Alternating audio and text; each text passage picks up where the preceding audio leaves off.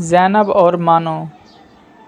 ایک تھی مانو بلی جو کسی کی چہیتی یا لاڈلی نہ تھی۔ اس نے شہر کے ایک کباڑ خانے میں آنکھ کھولی اور پھر اپنی ماں اور دوسری بہن بھائیوں کے ساتھ مختلف جگہوں کی تبدیلی کے ایک بعد قصاب کی دکان کے پاس رہنے لگی۔ وہ ذرا بڑی ہوئی تو ایک دن اس کی بہن رانو بلی کو ایک بہت پیاری سی بچی ایک بڑی گاڑی میں بٹھا کر لے گئی۔ اس کا بھائی خونخوار کتوں کے ہاتھوں اس دنیا سے رخصت ہو گیا۔ وہ ذرا بڑی ہوئی تو اس کی ماں اسے چھوڑ کر چلی گئی۔ مانو بلی کئی بار اپنی ماں کے پاس گئی کہ شاید اسے پہچان لے، لیکن وہ اسے ہمیشہ اجنبی بن کر ملتی اور مار پیٹ کر بھگا دیتی تھی۔ مانو بلی نے بھی آہستہ آہستہ اپنی ماں کو بھلا دیا اور یوں ہی گلیوں میں آوارہ پھرنے لگی۔ ایک دن اچانک اس نے اپنی بہن رانو بلی کو دیکھا جو ایک بہت بڑے سے لان میں گھاس پر بیٹھی دودھ پی رہی تھی۔ مانو بلی فوراً آگے بڑھی اور اسے پکارا، لیکن اس نے بھی بہن کو پہچاننے سے انکار کر دیا اور اسے اپنے گھر سے نکال دیا۔ مانو بلی کا دل ٹوٹ گیا۔ وہ باہر نکلی تو ایک شریر بچے نے نشانہ لے کر ایک پتھر سے اسے مارا۔ پتھر اس کی ٹانگ پر لگا اور وہ لنگڑا کر چلنے لگی۔ بچے کے ساتھ اس سنہری کارنامے پر کہکہ لگانے لگے۔ مانو بلی بڑی مشکل سے اٹھی اور اپنے زخمی ٹانگ کے ساتھ بھاگ کھڑی ہوئی کہ کہیں باقی بچے بھی اس کو پتھر مار کر پریشان نہ کریں۔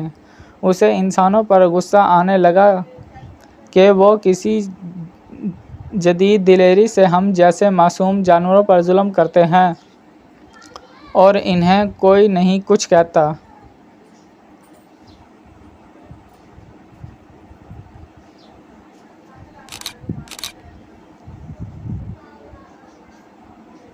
وہ اپنی زخمی ٹانگ کے ساتھ ایک گھر میں داخل ہوئی تو وہاں ایک مہربان بچی سے اس کا واسطہ پڑا جس کا نام زینب تھا۔ زینب کو اس کی حالت پر بہت ترس آیا کہ کچھ دیر بعد وہ اس کے لیے ایک پیالے میں دودھ لے آئی۔ مانو بلی تو جھچکی، اسے بھوک بھی زوروں کی لگی ہوئی تھی۔ مانو بلی نے تھوڑا سا دودھ پیا تو اس کی بھوک اور زیادہ جاگ اٹھی۔ اس نے جلد ہی سارا دودھ پی لیا اور لیٹ گئی۔ زینب اندر چلی گئی تو مانو بلی نے بھاگنے کا سوچا، مگر اپنے نئے مہربان دوست کو چھوڑنے کو اس کا جی نہ چاہا۔ آخر زینب آئی تو اس کے ہاتھ میں مرہم پٹی تھی۔ مرہم پٹی ہونے کے بعد مانو بلی کو کچھ سکون ہوا تو وہ سو گئی۔ اگلے دن زینب اسے اپنے گھر کے اندر لے گئی۔ اس کے والدین بھی مانو بلی کو مہربان اور اچھے معلوم ہوئے، چنانچہ جلد ہی وہ اس گھر کے ایک فرد کی طرح رہنے لگی۔ مانو بلی کا دل وہاں لگ گیا۔ اس سب کی مہربانیوں کا صلہ اس نے یہ دیا کہ گھر میں سے تمام چوہوں کو گھر چھوڑنے پر مجبور کر دیا۔ لال بیگ اور دوسرے کیڑے مکوڑے بھی اس سے ختم کر ڈالے۔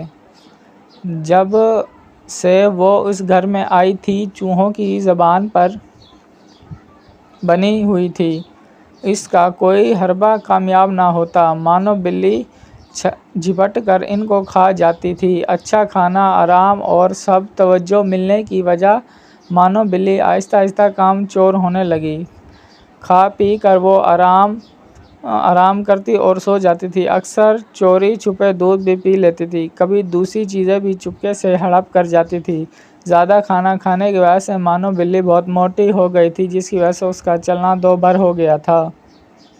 ایک روز چوہوں نے باورچی خانے میں ہلا بولا تو مانو بلی اس کے پیچھے دوڑی مگر جلد ہی تھک گئی۔ چوہے بھی مانو بلی کی کمزوری جان گئے تھے۔ وہ ہر روز ادھر ادھر پھرتے اور مانو بلی انہیں پکڑ نہ پاتی کیونکہ وہ بہت موٹی ہو گئی تھی۔ دوڑنے سے اس کا سانس پھول جاتا تھا اور وہ تھک جاتی تھی۔ ایک دن اس نے گھر والوں کو کہتے سنا کہ مانو بلی کو واپس چھوڑ دینا چاہیے کیونکہ یہ کسی کام کی نہیں رہی۔ اتنا سن کر اس کے ہوش اڑ گئے۔ اسے اپنا گلیوں میں پھرنا، شرارتی بچوں کو پتھر مارنا اور غریبی کے دن یاد آ گئے۔ اسے انسانوں کو خود غرضی یا غصہ آیا، لیکن قصور اس کا اپنا ہی تھا۔ چنانچہ اگلے دن اس نے زیادہ کھانا پینا چھوڑ دیا اور باقاعدگی سے روزانہ بھاگنا ورزش کرنا شروع کر دیا۔ سستی کاہلی چھوڑ کر کام کو اپنا لیا اور پھر جلد ہی وہ دوبارہ چوہوں کے لیے خطرے کا نشان اور گھر والوں کی آنکھ کا تارا بن گئی۔ پیارے بچے، آپ بھی سستی چھوڑیں، دل لگا کر پڑھیں اور اپنے ماں باپ کی آنکھ کا تارا بنیں۔